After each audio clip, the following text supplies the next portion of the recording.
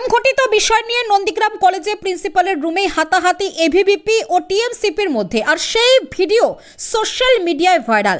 জানা যাচ্ছে কোনো এক বহিরাগতকে নিয়ে প্রেম সংক্রান্ত বিষয়ে ঝামেলা ও মারধর করার অভিযোগ ওঠে গতকাল।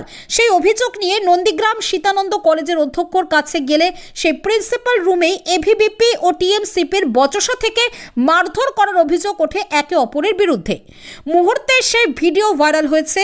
দুই ছাত্র সংগঠনের দাবি একে অপরের বিরুদ্ধে, যদিও কলেজ অধ্যক্ষ এ নিয়ে কোনো প্রতিক্রিয়া দিতে রাজি হননি।